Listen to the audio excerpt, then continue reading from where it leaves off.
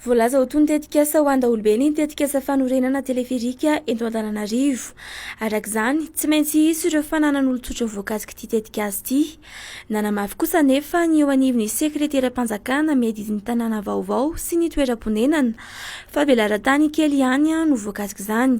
Gara misa 12 sy andry tariby misa 7 no amboarina ao anatin'ny tetikasa ary tany mpanjakana no akabeazany voakasiky izany ho hiatrany ny teo anivon'ity sekreteram-panjakana. Raha ny fananganana andry tariby iray ohatra dia tsy ohatra ny 9 metatra tora-dro ny tany ilaina amin'izany ka tsy ho be velarana loatra ny tan'olon-tsotra ho alaina raha isy izany. Nanomboka ho omaly alarobia moa ny famaritana ireo toerana ametrahana ireo toeram-piatsonana sy andry tariby ajoro ka andry tariby misa 10 no apetraka eny Soarano, Ambojatovo ary Anosy fa amin'ny taona 2024 kosa no ametrahana ny ambiny. Vinavinaina ho vita amin'ny taona 2024 melohan'ny lalao-nosy ity tetikasa teleferiaka ity. Miakatra 3 ariary ka hatramin'ny 4 ariary ny vidiny henan'omby eny amin'ireo mpivarokena sy mpanjara tao anatin'ny andro maromaro. Tsy dia ahitana eny intsony eny amin'ny famonoan'omby sy ny mpamigady ka izay no antony iray mahatonga izany hoy ny fanazavana ireo mpivarokena. Omby vitsivitsy ihany no tonga eto Antananarivo ka misonitra arak'izany ny vidiny eny amin'ny famonoan'omby hoy ny fanazavana ny mpivarotra iray teny Analakely. Raha 2 ariary ny varotany iray kilao teo aloha dia efa mahatratra 1 ariary izany ankehitriny. Niakatra ihany koa ny masoko-karena akany azy araka ny fanazavany hatrany. Manoloana izany dia misy amin'ireo mpivarokena no voatery manakatona an-tsenany. Raha omby 10 no vonoina dia efa mpivarotra misa 30 no mifandrombaka izany ka rehefa tsy mahazo dia tsy misy entana amidy ho hatrany nambarany mpivarotra iray teny Analakely.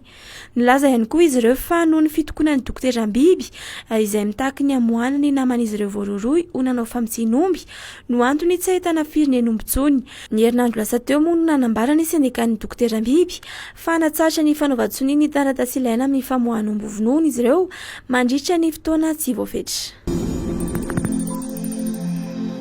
Nanome lela vola mitentina ray faingoina tapitrisa $, ho an'ny programme alimentaire mondial na ny PAM ny agence japonaise de coopération internationale JICA ho fanampiana amin'ny fisorohana ny tsy fanjari-tsakafo mitarazoka mahazo ny any Atsimo amin'izao fotoana izao. Zaza enatra amin'ny 13 volana maherin'ny R$1 ary vehivavy mitondra vohoka sy mampinono miisa R$1 avy ao Amboasary Atsimo no isitraka io fanampiana io amin'ny alalan'ny fomba fiasa na approche miaro izay miendrika fizarana sakafo ara-pahasalamana ho an'ireo zaza amam-behivavy na ihany koa fametrahana toerana manokana ahafahana mamboly sakafo ara-pahasalamana. Ny JICA dia nanao tetikasa mandina ny fanatsarana ny resaka fahasalamana sy sakafo na antsoina hoe pasanina. Nandrafetana fitaovana ara-pedagozika manokana ity tetikasa ity ary natolotry ny JICA ny PAM izany androany alakamisy tao Akorondrano. Nanambara ny solotena ny PAM miasa eto Madagasikara nandritra ity fotoana ity fa antenaina ho voaverina amin'ny laona zava-misy any Atsimo afaka 3 volana eo. Isan'ny mampilongatra izao tsy fanjari-tsakafo mitarazoka izao izy ny vokatry ny fisian'ny valana aretsana COVID-19.